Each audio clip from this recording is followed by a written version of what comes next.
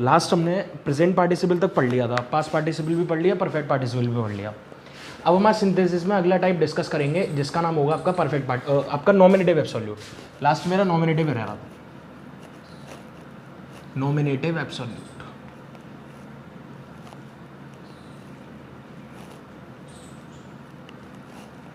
ये टाइप अगर nominative absolute अगर होता क्या, इसकी बात हम करेंगे कि नॉमिनेटिव एब्सोल्यूट अगर है क्या चीज।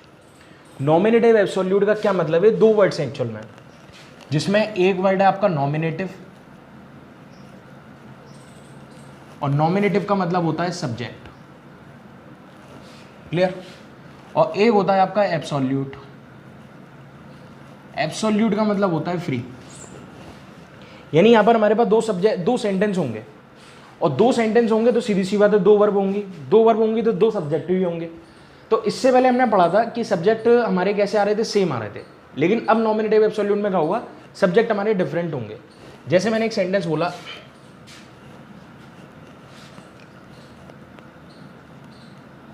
The rain was plenty full stop, the crops were good. ये सेंटेंस है और इसका हमें सिंपल बनाना होगा। इसका क्या बनाना होगा, सिंपल। तो नॉमिनेटिव एब्सोल्यूट है। अब नॉमिनेटिव एब्सोल्यूट से बनाना है तो हमें इसमें दो बातें याद रखनी पड़ेंगी। एक बात तो हमें याद रखनी पड़ेगी कि ये जो पहला वाला सेंटेंस है ये होगा हमारा रीजन, और जो दूसरा वाला सेंटेंस है वो होगा हमारा रिजल्ट। पहली बात। दूसरी बात, आखिर हम इसको बनाएं कैसे। इसको बनाने के हमारे दो सेंस हैं, एक तो ये बनता है एक्टिव सेंस में और एक ये बनता है पैसिव सेंस में। एक्टिव सेंस में कब बनेगा, जब हमारे पास वर्ब की सेकंड फॉर्म हो या जब बी हमारी मेन वर्ब हो। अगर एक्टिव सेंस में है तो हम इसको बनाते हैं हैविंग प्लस वर्ब की थर्ड फॉर्म में, और अगर बी वर्ब होती है तो इसको हम बदल देते हैं बीइंग में। अगर पैसिव सेंस होता है तो हमारे पास दो चीजें होती हैं, बी के साथ वर्ब की थर्ड फॉर्म होती है।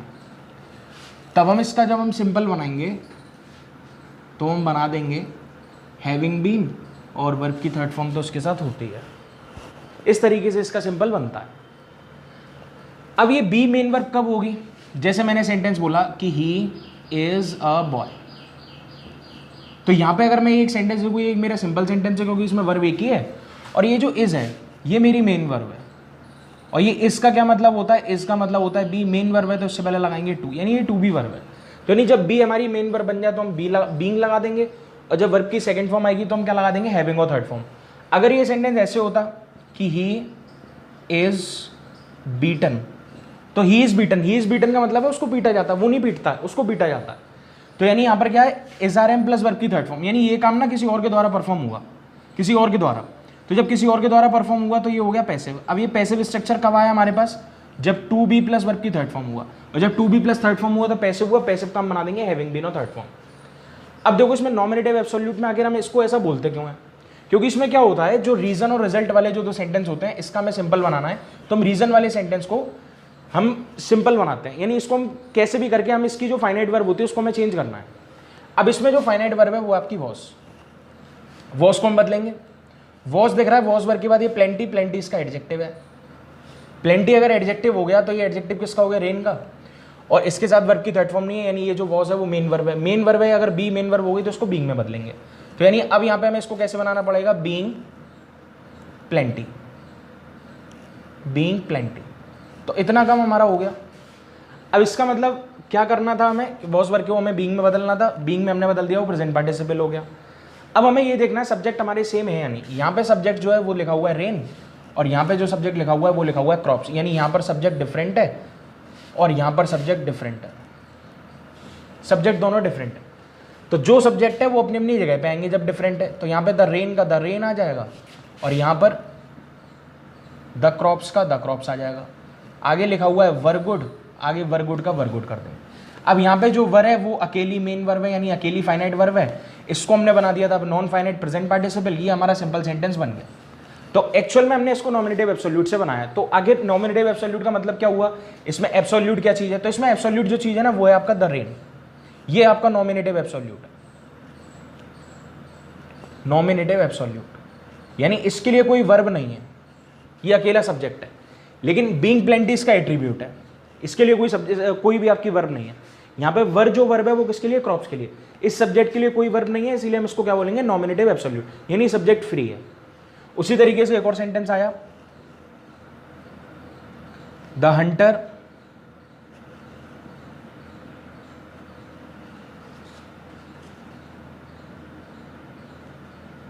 Shot the gun all the birds flu. अब इसका सिंपल बनाना था, तो फिर वही बात कि यहां पे सब्जेक्ट जो है वो हमारा क्या है, आपका द हंटर, और यहां पर जो सब्जेक्ट है वो है आपका ऑल द बर्ड्स। यहां पे शॉर्ट वर्ब की सेकंड फॉर्म है, यहां पे फ्लू वर्ब की सेकंड फॉर्म है। ये वर्ब काम कर रही है सेंटर के लिए और ये फ्लू काम कर रहा है बर्ड्स के लिए। अब रीजन और रिजल्ट को पहचानेंगे। तो हंटर शॉट द गन, जो शिकारी है उसने बंदूक चलाई, ऑल द बर्ड्स फ्लू, सारी चिड़ियां उड़ गई। तो इसमें पहला काम कौन सा हुआ होगा, चलाने का, यानी ये वाला जो काम हुआ ये रीजन हो गया आपका, यहाँ से यहाँ तक ये वाला काम आपका रीजन है, और ये वाला जो काम है ये आपका रिजल्ट है, कि रिजल्ट क्या हुआ कि वो सारी चिड़ियाँ उड़ गई। तो रीजन वाले को मैंने बताया था आप इसको सिंपल में बदल दोगे। सिंपल में कैसे बदलें, यहाँ पर सब्जेक्ट लिखा हुआ है द हंटर, ये सब्जेक्ट नंबर 1, यहाँ पे सब्जेक्ट लिखा हुआ है ऑल द बर्ड्स, यानी सब्जेक्ट हो गए दोनों डिफरेंट। तो जो सब्जेक्ट है उसको अपनी जगह पर लिख दो, द हंटर का द हंटर आएगा और यहाँ पर ऑल द बर्ड्स का ऑल द बर्ड्स आ जाएगा। क्लियर। अब यहाँ पर लिखा हुआ था शॉर्ट, शॉर्ट है वर्ब की सेकंड फॉर्म, वर्ब की सेकंड फॉर्म है तो फिर वो एक्टिव में, एक्टिव में है तो फिर हम लगा देंगे इसको हैविंग, हैविंग के साथ थर्ड फॉर्म, शॉर्ट की थर्ड फॉर्म शॉर्ट होती है, the gun comma all the birds flu. ये बन गया हमारा सिंपल। यहाँ पे जो फ्लू है वो अकेली मेन वर्ब है। ये जो हैविंग शॉर्ट था इसको मैंने परफेक्ट पार्टिसिपल में बदल दिया। यहाँ पे ये जो था हंटर है इसके लिए कोई वर्ब नहीं है, इसीलिए ये हमारा नॉमिनेटिव एब्सोल्यूट है। अब इस पूरे की जो पार्टिसिपल, इस पूरे का जो पार्ट ऑफ स्पीच होगी वो होगा एब्सोल्यूट फ्रेज, यानी इसको हम बोलेंगे एब्सोल्यूट फ्रेज।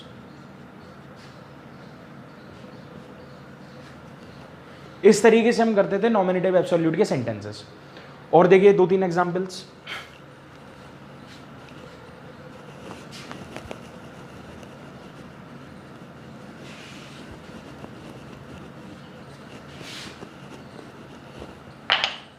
मैंने सेंटेंस बोला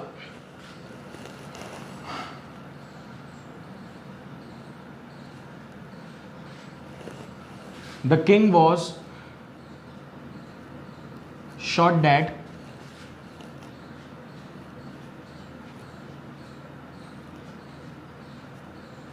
द आर्मी फ्लैड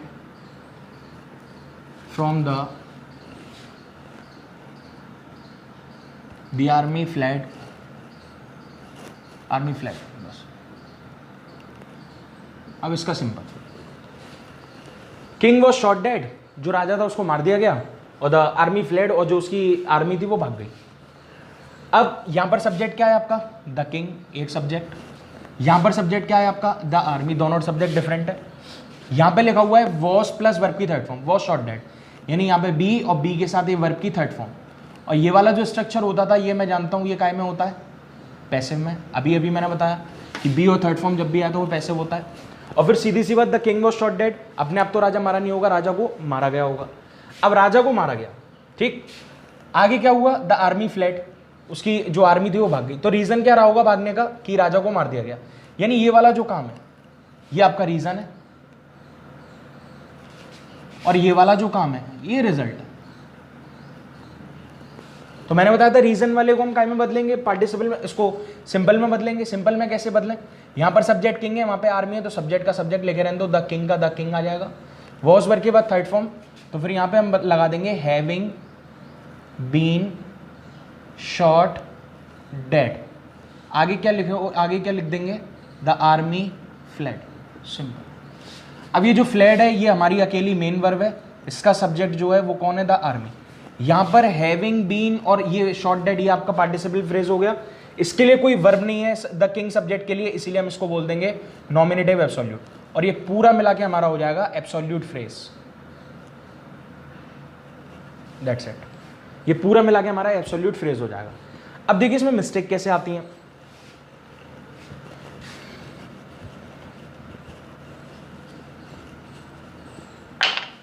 सेंटेंस आया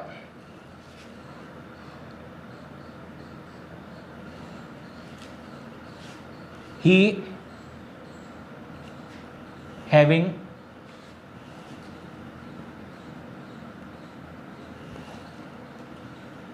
defeated by the opponent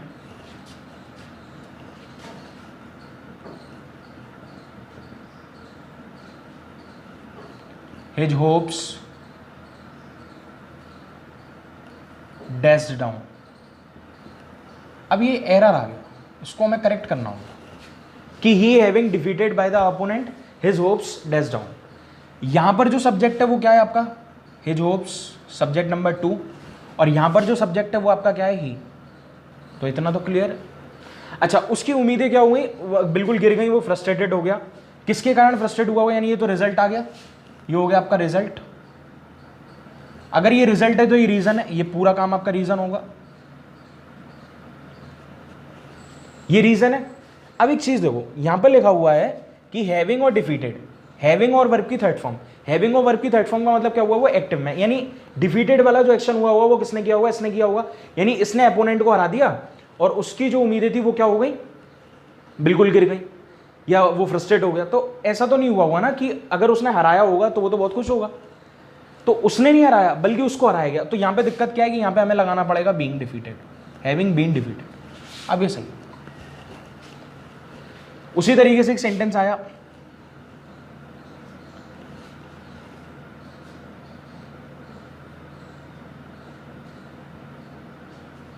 the thief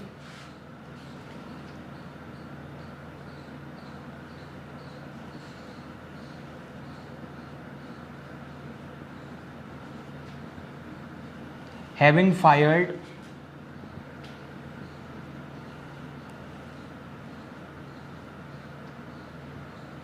in the encounter